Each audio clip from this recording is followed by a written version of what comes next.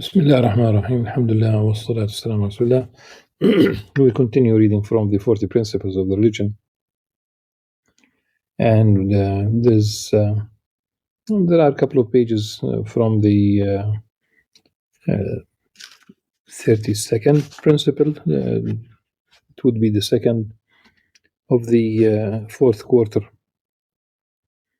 which is about fear. And the very last part we have read, the very last thing about the prominent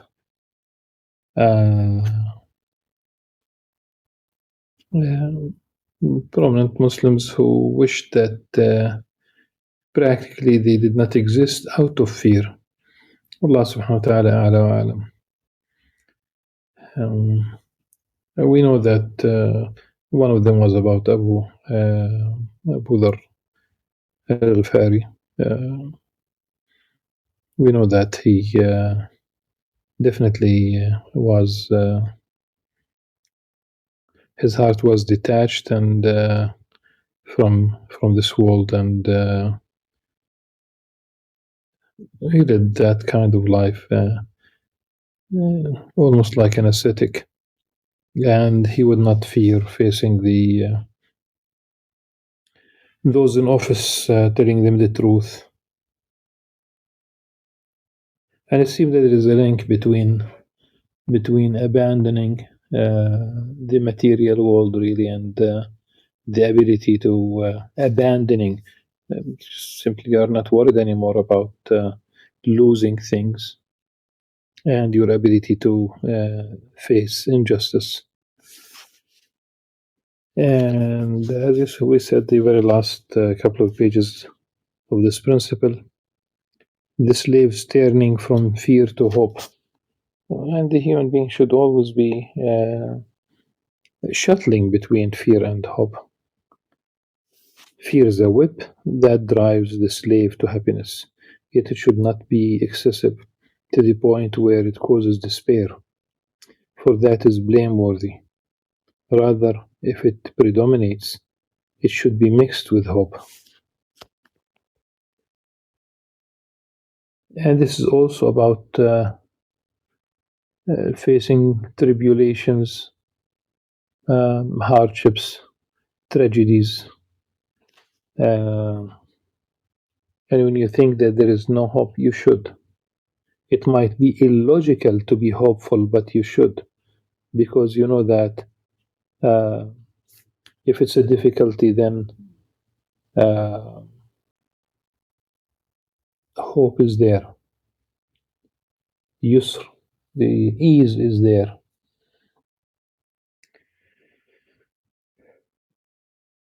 Of course, fear should dominate hope so long as the slave is committing sins.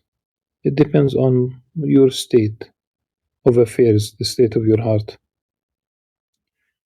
As for the obedient person devoted to Allah subhanahu wa ta'ala, he should be balanced between fear and hope.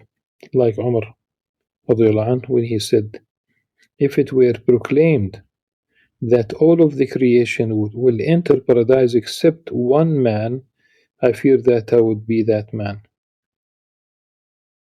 If it were proclaimed that all of creation will enter hell except one man, I would hope to be that man. Fear and hope, raja wa khawf. Then there's a hadith narrated by Muslim.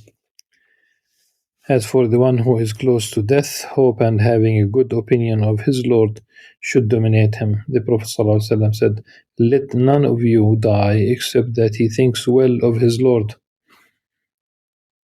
Allah subhanahu wa ta'ala, once you reach that stage, remember that Allah subhanahu wa ta'ala is forgiving, oft forgiving. He is merciful. Furthermore, hope is different from empty wishing. It's not what you wish. Truly, the one who does not plant a seed until the earth, yet looks forward to harvesting, is vainly wishful and deluded. not hopeful. The hopeful is he who plants the seed, tills the earth, and attains every means related to his choice. Thereafter, he remains hopeful that Allah subhanahu wa ta'ala will repel natural disasters and thieves and empower him to harvest after his crop grows. For this reason, Allah subhanahu wa ta'ala said, إن الذين آمنوا والذين هاجروا وجاهدوا في سبيل الله أولئك يرجون رحمة الله أولئك يرجون رحمة الله والله غفور رحيم. Verily those who believe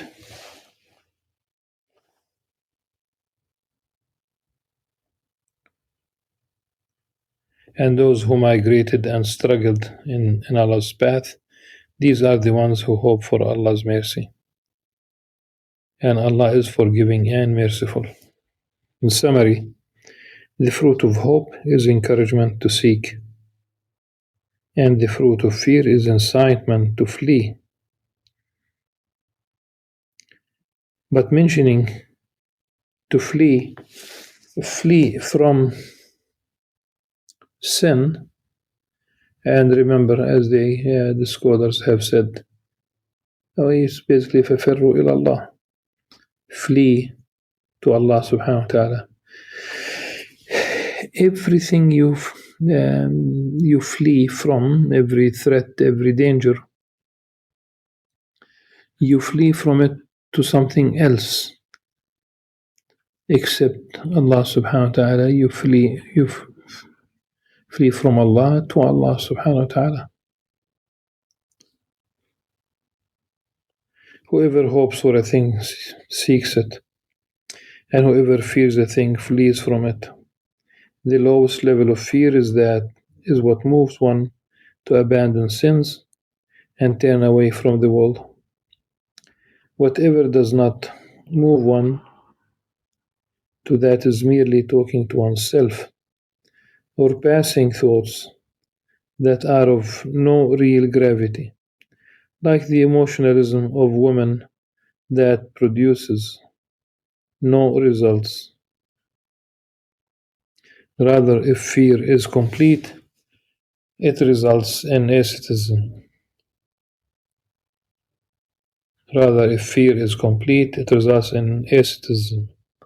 Therefore, we'll now mention asceticism and its meaning.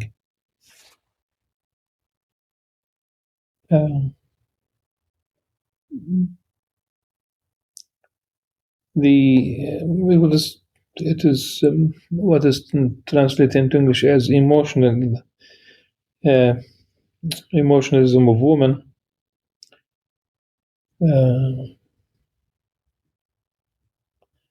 In fact, it is in Arabic as رقة النساء.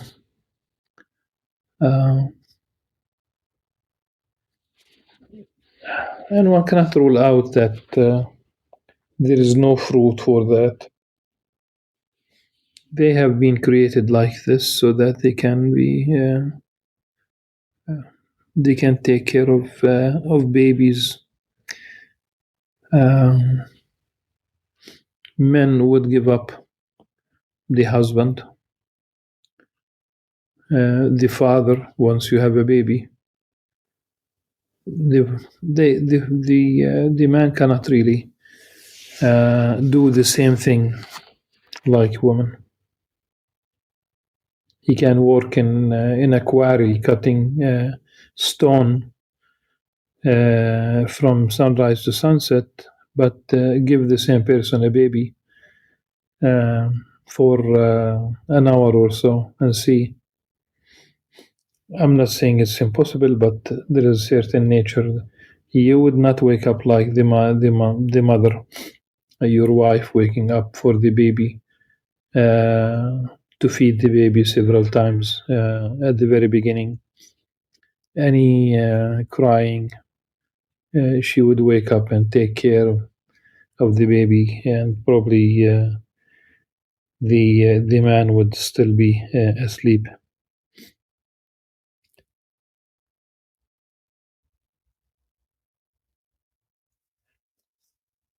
So he already paved the way in the last paragraph for the talk about aestheticism, zuhd. And Imam Al-Ghazali begins with, as usual, with a few verses, and then he attempts to mention few traditions. We'll talk about them. A few of them are the chain of narrators are problematic.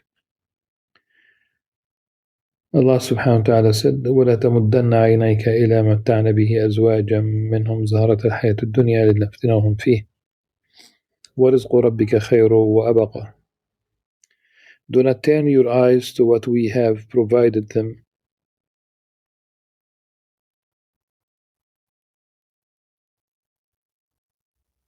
Here in the translation of wives, adornment of the worldly life, to test them regarding it. The provision of your Lord is better and more lasting.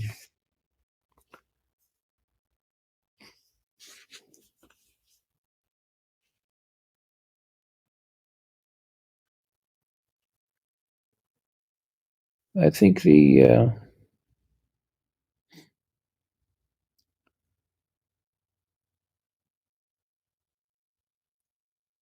is really not to pay attention to what Allah subhanahu wa ta'ala has given other people, rather than only mentioning that wives. No, it's everything. It's everything. Unless you know of yourself that you are that type of person who, once you see a blessing from Allah subhanahu wa ta'ala, a gift from Allah subhanahu wa ta'ala, you would really make wholeheartedly a dua for the recipient to blessing, to bless this recipient and what Allah subhanahu wa ta'ala has given him. No envy, no questioning. If you know that you are that type of person, then just simply Allah subhanahu wa ta'ala provides the Muslim and non-Muslim. Allah subhanahu wa ta'ala provides, and in fact in certain respects, it's like a fountain of gifts.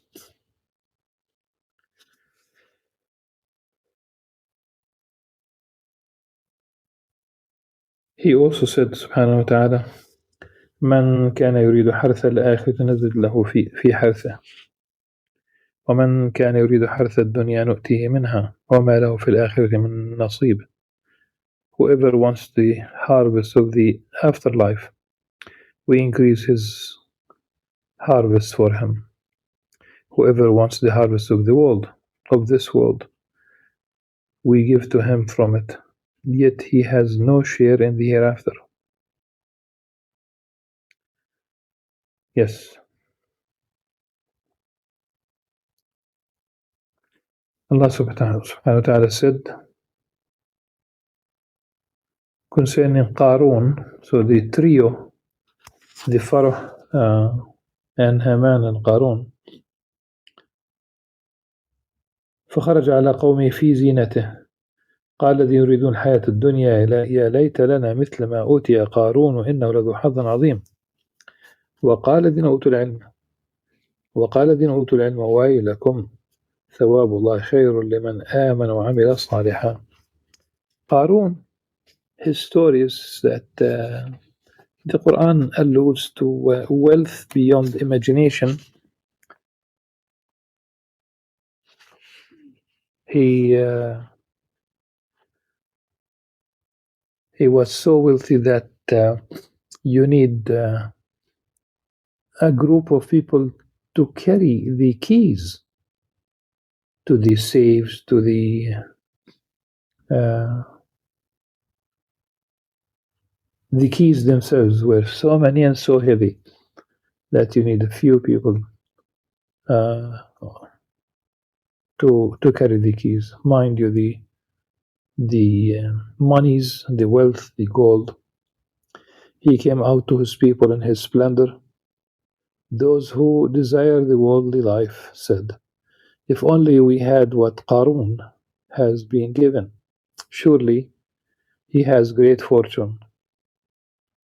Those who were given knowledge said, "Woe to you! Allah's reward is better for whoever believes and does righteous deeds."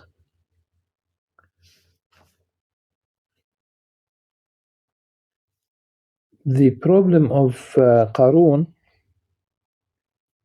is not attaining money.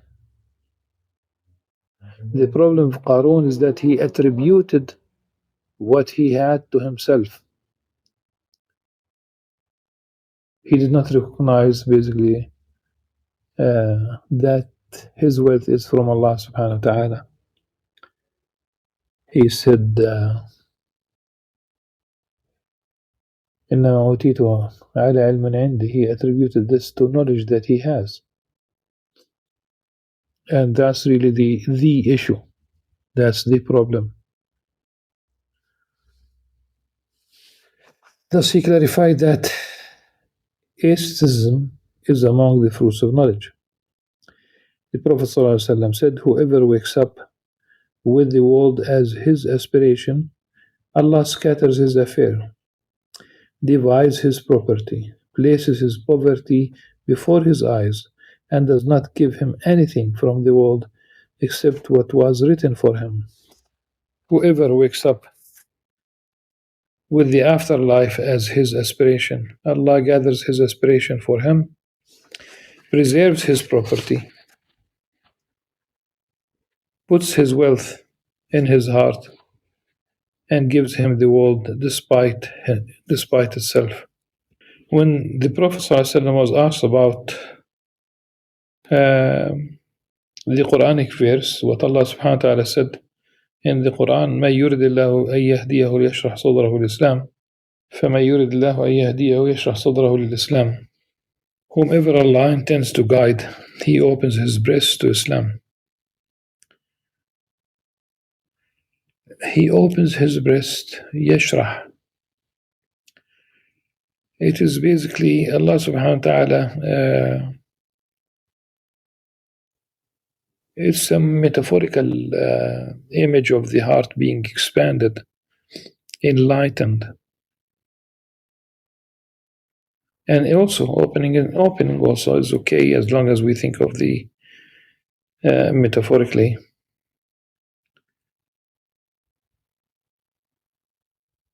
And about the meaning of opening, he said, when light enters the heart, the breast is opened and emptied.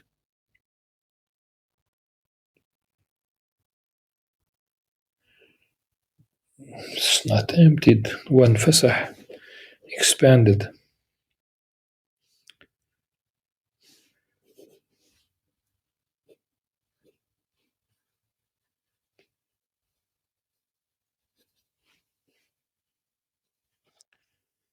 It was asked, is there a sign for this? He ﷺ said, yes, detachment from the abode of delusion, turning toward the abode of eternity, and preparation for death before it happens. Before it happens, before it descends,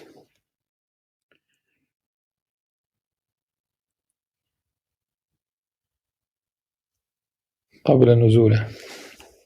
The Prophet ﷺ said, be shy of Allah with rightful shyness. The companions said, we are most certainly shy. He said, yet you build homes in which you do not reside and store up food that you do not eat. Well, first of all, the beginning of the hadith is the same. What I found that استحيوا من الله تعالى حق الحياء. This phrase is repeated But what comes thereafter, that's not, what comes after is different. So after he asked them to be shy of Allah with rightful shyness, استحيوا من الله حق الحياء استحيوا من الله تعالى حق الحياء.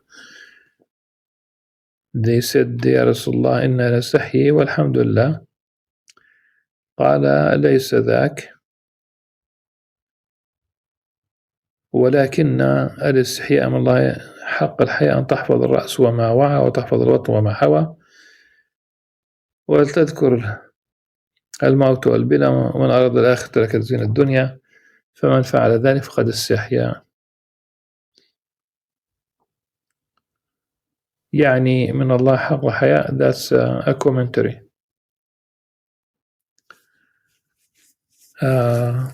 With different narrations. With the hadith is Hasan, but the rather than you build homes where you don't reside and you gather food that you don't eat, I'm going to translate now from the from this hadith. Other than the first phrase, which is the same, the Prophet ﷺ said that he who is really shy of Allah subhanahu wa ta'ala, then he should basically protect his head and what it contains. And the meaning is, see what you stuff your brain with. See what goes on in your head. Protect your intellect, your psyche against all temptations, wrong ideas, false news, fake news, and fake news about not only politics, but about the nature of the world. And one should protect the abdomen and what includes. And it means how do you preserve your abdomen? Do not eat except that which is halal. And then remembering death and the nature of this life, that it is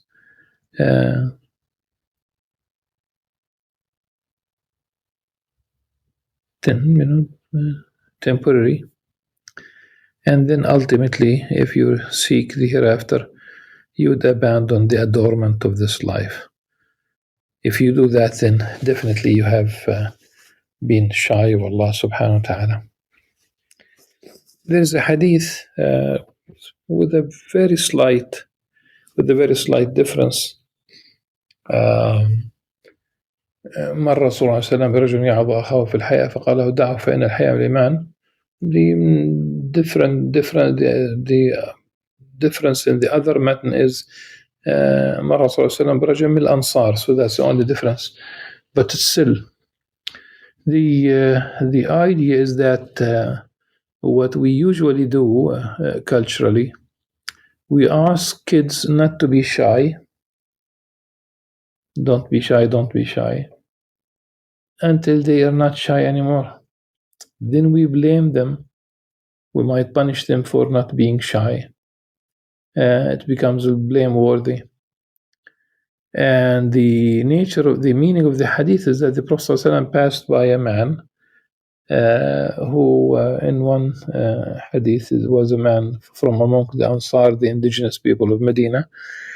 He was advising his brother not to be shy, and the Prophet ﷺ told him, just leave him in that state of shyness, because shyness is part of faith. And I like that.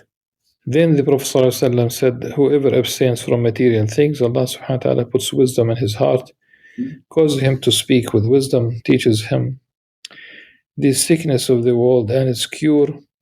and removes him from the world safely into the home of peace. It's mursal, so it's in the verification. So it's part of the circulating literature, but it's not a hadith. Wallahu alam. The same thing about the next. We have another four traditions. Three of them are mursal, and one of them is munkar. Rejected, if you will, altogether.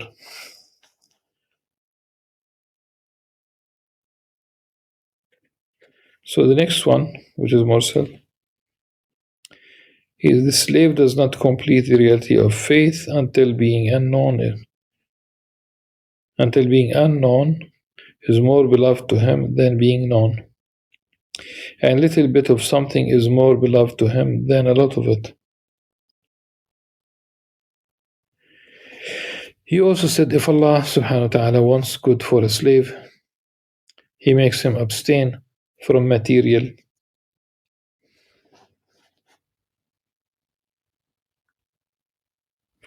things, stokes his interest in the afterlife, and gives him insight into the flaws of his ego.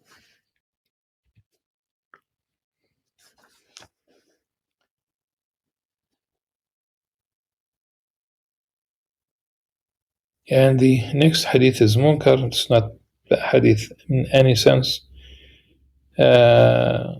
which could be the meaning is, one might argue that it is okay.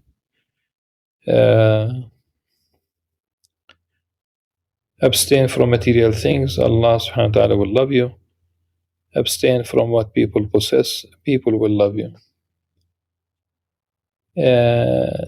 Abstain from material things, no, be detached. How do you abstain from material things? It's not in the absolute sense, of course. Maybe that's why they said also that it is munkar. But let not be detached. I mean, you could be consuming something and you are detached. You could be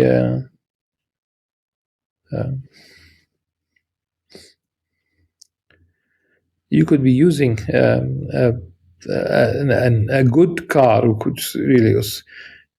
It is almost one should have a good car. I'm not talking about made of gold and silver and diamonds. A good car that will serve you, but you'd still be detached. You appreciate the ni'mah of Allah subhanahu wa ta'ala, but the heart is detached. And if it's really done for the sake of Allah subhanahu wa ta'ala, because you really are tending to something, so you're detached from one thing, attached to another. But you cannot cannot abstain from material things unless we talk about that which is extra, that which you do not need. And for the most part, most human beings, most Muslims and non-Muslims, except those who, some of them, they just don't do it even for the sake of Allah subhanahu wa ta'ala, but they abstain, or they become minimalists. And so it depends on the intention. And the last hadith, which is, we said it's mursal, the Prophet ﷺ said, whoever wants for Allah subhanahu wa ta'ala to give him knowledge without formal learning and guidance without explicit direction, let him abstain from material things. Just, really having that kind of deep, intimate remembrance of Allah subhanahu wa ta'ala, that might do it. That might be fulfilling that kind of prerequisite for knowledge. That's a possibility. Inshallah, tomorrow we'll deal with the reality of atheism, its foundation and its fruit. Until tomorrow inshallah. سبحانك اللهم وبحمدك نشهد أن لا إله إلا أنت نستغفرك ونتوب إليك والسلام عليكم ورحمة الله وبركاته.